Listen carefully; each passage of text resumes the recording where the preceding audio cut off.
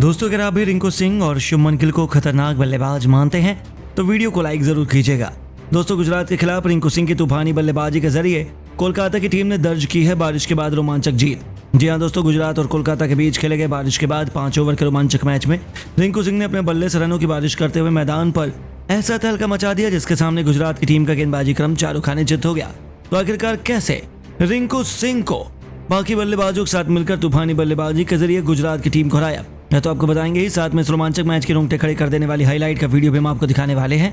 तो जानने के लिए वीडियो को पूरा एंड तक जरूर देखेगा। लेकिन उससे पहले आपको क्या लगता है रिंकू सिंह शुभमन गिल में कौन है सबसे खतरनाक बल्लेबाज, अपनी राय में नीचे कमेंट बॉक्स में जरूर दीजिएगा।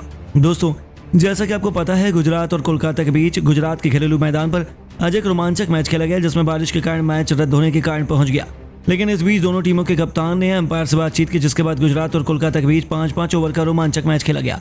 इस मैच में गुजरात की टीम के कप्तान शुभमन गिल ने टॉस जीतकर पहले बल्लेबाजी करने का फैसला किया और गेंदबाजी करने के लिए कोलकाता की टीम को आज आमंत्रित किया। और इस बीच गुजरात की टीम की तरफ से ओपनिंग करने के लिए कप्तान शुभमन गिल और साई सुदर्शन की सलामी जोड़ी मैदान पर आई, जहां पर दोनों बल्लेबाजों ने मिलकर टीम को मजबूत शुरुआत देने का काम किया।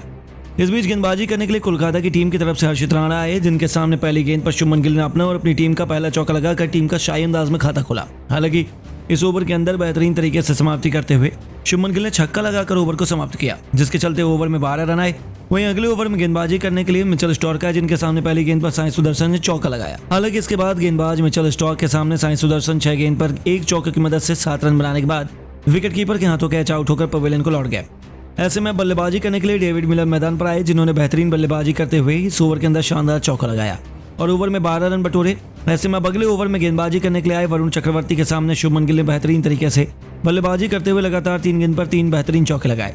वहीं ओवर के अंतिम गेंद पर वरुण चक्रवर्ती के सामने डेविड मिलर 4 गेंद पर 1 चौके की मदद से 5 रन बनाकर एलबीडब्ल्यू आउट हो गए। ऐसे में अब बल्लेबाजी करने के लिए शाहरुख खान मैदान पर आए। हालांकि इस ओवर के अंदर 13 रन आ गए, लेकिन जब अगले ओवर में गेंदबाजी करने के लिए सुनील नारायण आए, जिनके सामने शाहरुख खान ने 1 छक्का और 1 चौका लगाया, तो साथ में ओवर की अंतिम गेंद पर अपना विकेट भी क्लीन बोल्ड होकर दे दिया, जहां पर इस ओवर में 11 रन आ गए। और अब शाहरुख खान 5 गेंद पर 1 चौके और 1 छक्के की मदद से 10 रन बनाकर पवेलियन को लौट गए। ऐसे में बल्लेबाजी करने के लिए राशिद खान आए, लेकिन अंतिम ओवर को शुभमन गिल ने खेला, जहां पर गेंदबाजी करने के लिए आंद्रे रसेल आए, जहां पर शुभमन गिल ने पहली 2 गेंद के अंदर अपना 1 भी रन नहीं बनाया, लेकिन अगली 3 गेंद पर 3 बेहतरीन चौका लगा दिया। लेकिन ओवर के अंतिम गेंद पर अपने विकेट क्लीन बोल्ड होकर दे दिया, जहां पर शुभमन गिल ने 17 गेंद पर 38 रन की तूफानी पारी खेली और टीम को मजबूत स्कोर तक पहुंचा दिया। इस बीच गुजरात की टीम ने 5 ओवर के अंदर 62 रन 4 विकेट के नुकसान पर बनाए।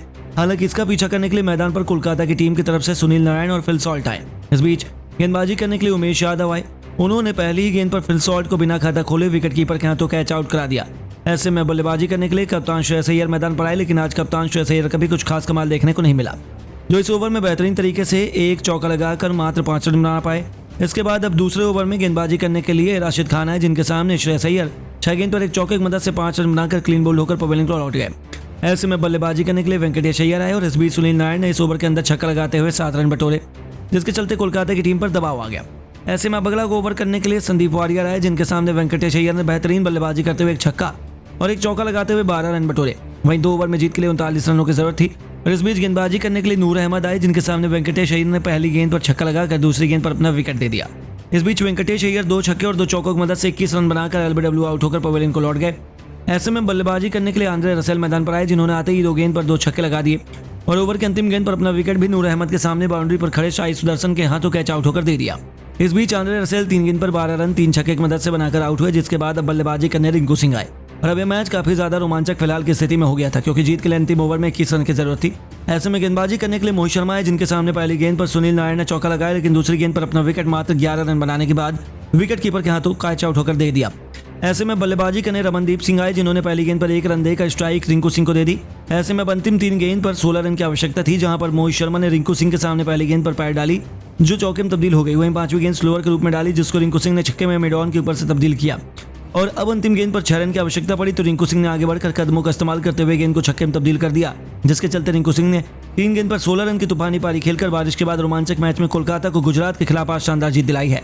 तो दोस्तों, आपको क्या लगता है इस मैच में कोलकाता की टीम की जीत के असली हीरो कौन रहे? अपनी राय में नीचे कमेंट बॉक्स में जरूर दें। दोस्तों, दिल्ली कैपिटल और रॉयल चैलेंजर बैंगलोर के खिलाफ चिन्नास्वामी के मैदान पर जबरदस्त मुकाबला खेला गया। इस मुकाबले में दिल्ली कैपिटल ने टॉस जीतकर पहले गेंदबाजी करने का फैसला किया और बेंगलोर को बल्लेबाजी करने के लिए आमंत्रित किया।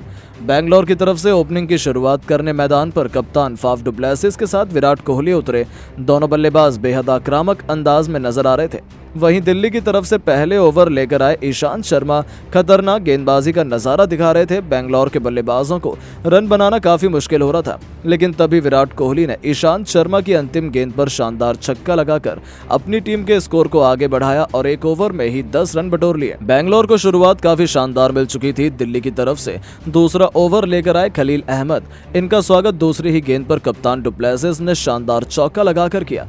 इसके बाद अंतिम गेंद पर विराट कोहली ने खलील अहमद को खतरनाक छक्का जड़ दिया। अपनी टीम के स्कोर को विराट कोहली ने 2 ओवर में ही 23 रनों तक पहुंचा दिया। दिल्ली की तरफ से तीसरा ओवर लेकर आए टीम के सबसे खतरनाक तेज गेंदबाज मुकेश कुमार और आते ही उन्होंने अपने ओवर की दूसरी गेंद पर डु प्लेसिस को पवेलियन का रास्ता दिखा दिया।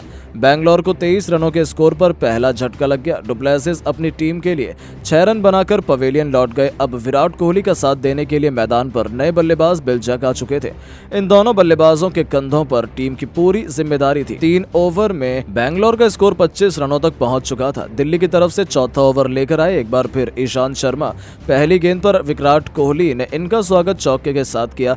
विराट कोहली इसके बाद भी रुके नहीं। दूसरी गेंद को उन्होंने छक्के में तब्दील कर दिया, लेकिन ईशांत शर्मा ने इस चौके और छक्के का बदला लेते हुए विराट कोहली को ओवर की 5वीं गेंद पर पवेलियन का रास्ता दिखा दिया। बेंगलोर को 36 रनों के स्कोर पर दूसरा झटका लग गया।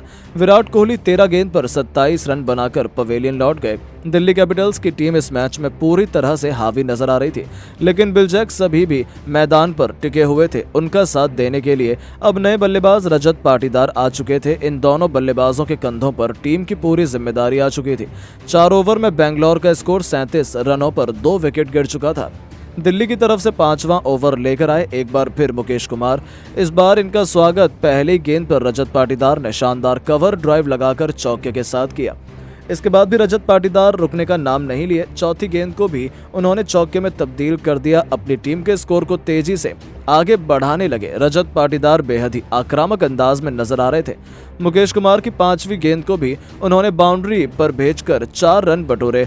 इसलिए इसी के साथ बेंगलोर का स्कोर 50 रनों के पार पहुंच गया। 5 ओवर में बेंगलोर का स्कोर 2 विकेट पर 51 रनों तक पहुंच चुका था। ये दोनों बल्लेबाज मैदान पर पूरी तरह से सेट हो चुके थे। दिल्ली के गेंदबाजों की बेरहमी से कुटाई कर रहे थे। विकेट की तलाश में पावर प्ले का अंतिम ओवर लेकर आए खुद कप्तान अक्षर पटेल। इनका स्वागत भी रजत पाटीदार ने चौथी गेंद पर शानदार छक्का लगाकर किया। बेंगलोर का स्कोर रॉकेट की रफ्तार की तरह आगे बढ़ रहा था। इन दोनों खिलाड़ियों की बैटिंग देखकर दिल्ली के गेंदबाज पूरी तरह से हैरान हो चुके थे। रजत पाटीदार की बल्लेबाजी देखकर बिल जैक भी अपने बल्ले का मुंह खोलने की पूरी कोशिश कर रहे थे। पावर प्ले के 6 ओवर में बेंगलोर का स्कोर 2 विकेट पर 61 रनों तक पहुंच चुका था। रजत पाटीदार का बल्ला रुकने का नाम नहीं ले रहा था। हर गेंदबाजों पर टूटकर प्रहार कर रहे थे। अपनी टीम के स्कोर को 9 ओवर में ही 99 रनों तक पहुंचा दिया। वहीं रजत पाटीदार अपने अर्धशतक की तरफ बढ़ चुके थे। विल जैक और रजत पाटीदार के बीच 50 रनों से अधिक की साझेदारी भी हो चुकी थी। देखते ही देखते रजत पाटीदार ने अपना तूफानी अर्धशतक ठोक दिया, लेकिन टीम के लिए 13वां ओवर लेकर आए रसिक सलाम ने अपने ओवर की तीसरी गेंद पर रजत पाटीदार को पवेलियन का रास्ता दिखा दिया। 124 रनों के स्कोर पर बेंगलोर का तीसरा विकेट गिर गया। टीम के लिए 52 रन बनाकर रजत पाटीदार पवेलियन लौट गए, लेकिन विल जैक अभी भी मैदान पर टिके हुए थे। उनका साथ देने के लिए कैमरन ग्रीन आए, लेकिन तब तक बिल जैक भी अपना विकेट गंवाकर पवेलियन लौट गए। टीम के लिए 41 रनों का योगदान दे पाए। अब मैदान पर बल्लेबाजी करने आए लॉम्बरर, लेकिन ये भी केवल रन बनाकर खलील अहमद के शिकार हो गए। वहीं बल्लेबाजी करने आए दिनेश कार्तिक तो बिना खाता खोले पवेलियन लौट गए। स्वप्निल सिंह भी रसिक सलाम के शिकार हो गए और बिना खाता खोले पवेलियन की शोभा बढ़ाने चले गए।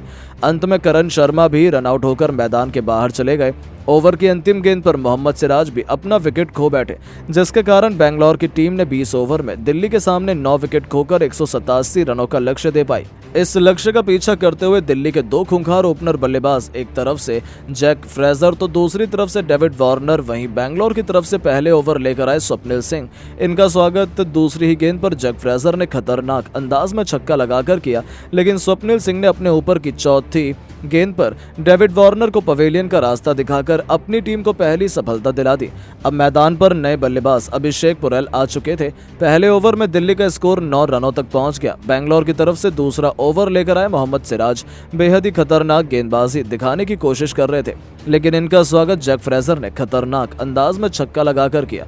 इसके बाद भी फ्रेजर रुके नहीं, पांचवी और अंतिम गेंद को भी चौके में तब्दील कर इस ओवर से 15 रन बटोरकर अपनी टीम के स्कोर को 2 ओवर में 24 रनों तक पहुंचा दिया। बेंगलोर की तरफ से तीसरा ओवर लेकर आए यश दयाल आते ही उन्होंने अपने ओवर की पहली गेंद पर अभिषेक को पवेलियन का रास्ता दिखा दिया और अपनी टीम को दूसरी सफलता दिला दी।